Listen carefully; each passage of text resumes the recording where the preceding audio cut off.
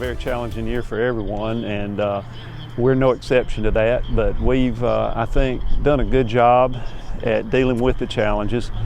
Town Council has been rock solid behind us to support all of our efforts. With the COVID crisis, we've done everything we can think of to educate people on, what they need to do to stay safe and social distances. And we spent some of the money that we could come up with to hand out masks, give masks away, educate people, just talk to them about what they needed to do. And I think it's paid off.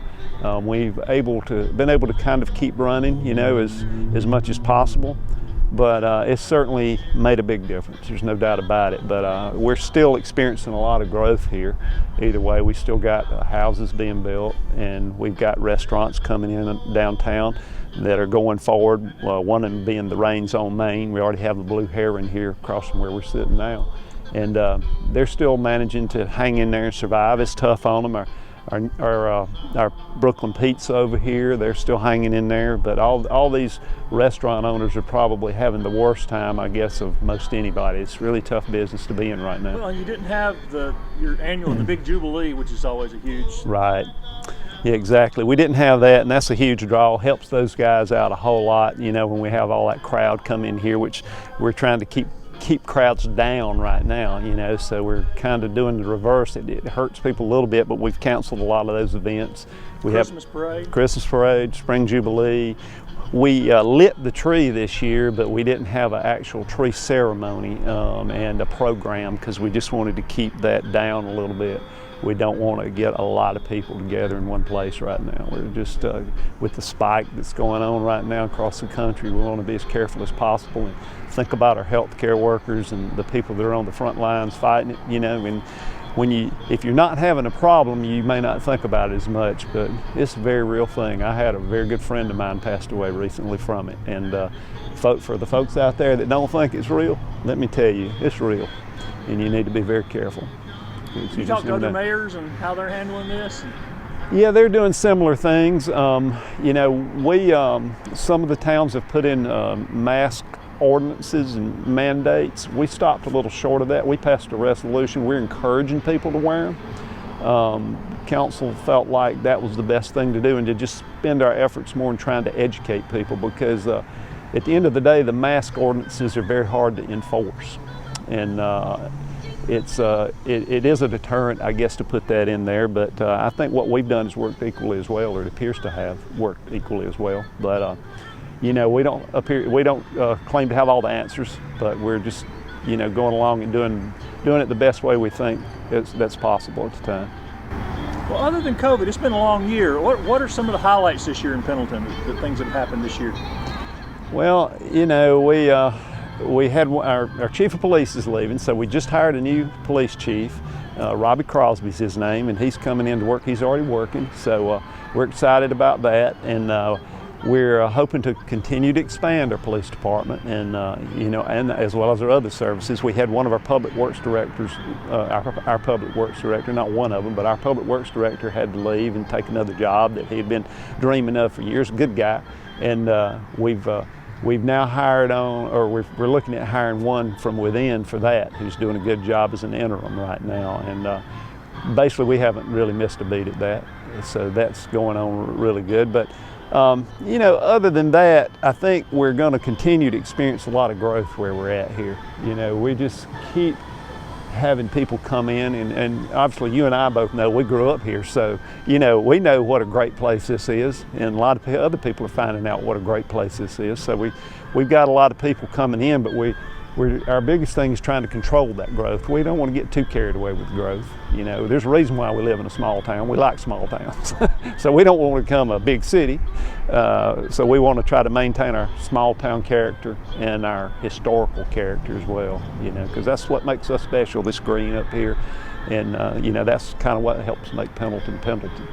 And a lot of the growth we're experiencing is out on Highway 76 out here. So it's a little bit removed from the downtown, but it's out there, and those people are coming here, and they love this area, and we love having them here, and so we're looking forward to to more of that because you know, it helps expand our tax base where we can provide better services to people. And that's kind of what we're about. We want to give them something for their money here. Yeah, for people who don't know that, remind people how, for the first time and maybe ever, Pendleton was able to annex some land and build the town that way? Yeah, it's hard to do in South Carolina because annexation laws in South Carolina are really tough. You can't just go out and annex somebody. They've got to want to come in, and they've also got to be contiguous to your city limits or property lines. So it's not a simple thing to get somebody to annex.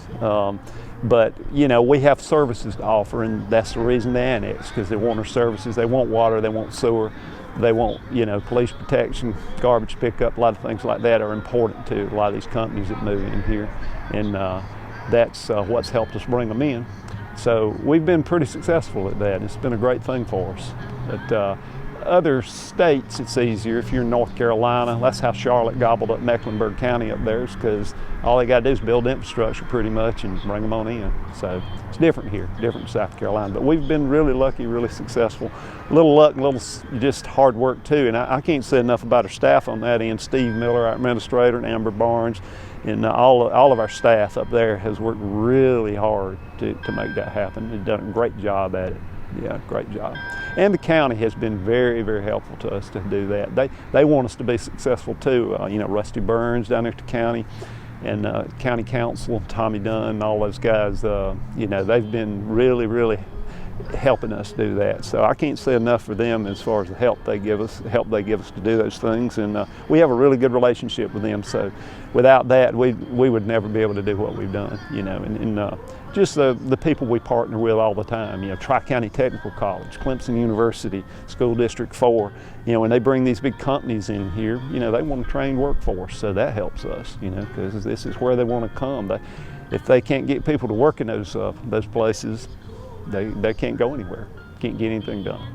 So we've been very fortunate to be surrounded by a lot of folks that partner with us and help us along the way. It's a team effort all the way, and our council, as I say again, can't say enough about them. They've been very supportive of everything we try to do here. And we want to continue to improve the downtown. Another exciting thing we got going on here is on North Mechanic and also out west Queen Street. We're trying to, you know, improve those areas, you know, improve the roads, the infrastructure, put in, you know, nice sidewalks and just landscaping and just try to make everything better that we possibly can. And so we want to make sure that we're careful to spend our dollars all over town, not just one place. We want to improve everything here, and because we represent everybody, you know, obviously, and we've got a lot of good folks here that live here. Our citizens, they are very involved in what we do. We've got a lot of people that volunteer for things, and we couldn't do it without them either. You know, Pendleton Pride Motion, Friends of the Park, the community center over here, the Historic Foundation, you know, just to name a few. We got some great folks here that help us and think so much of this community, and we have a real sense of community here. People really get involved and really do a great job of volunteerism. So we're really thankful for that too, and I hope it stays that way. How many people live in Pendleton now? What's the population? This is just, you know, around about 3,500 we think right now. We're here ending up 2020. What do you have on the agenda of coming into the new year? What do y'all have planned for next year? Well, next year I think will be an interesting year. Hopefully this vaccine gets rolled out.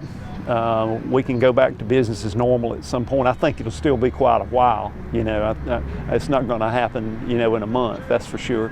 I think maybe by the end of the year, maybe things will start to be back to normal a little bit. But we want to kind of continue what we're doing. We're going to continue to make these improvements all over town, and that's something that we've just, you know, continually worked at. But all of that's going to probably depend on the funding that's out there, because everybody's kind of taking a hit, and when you're in government, you know, you don't know how taxes are always going to come in and who can pay them and who can't, and you know, a lot of people are really having some hard times right now. So, you know, I think we're going to hit a little slump in the progress we've made here, but at the same time, we're still going to keep trying as hard as ever to improve everything we can. As I say, just improve our services and expand our police department and really improve every area of town that we can. You're adding a lot of housing too, huh? A lot of housing, yeah, we got a lot of housing coming in. Again, that's because people want to live here, and also some of the great things the county's been doing is bringing these businesses and industry in here. You know, Arthrex down the road, Ortec came into the city limits over here in Pendleton.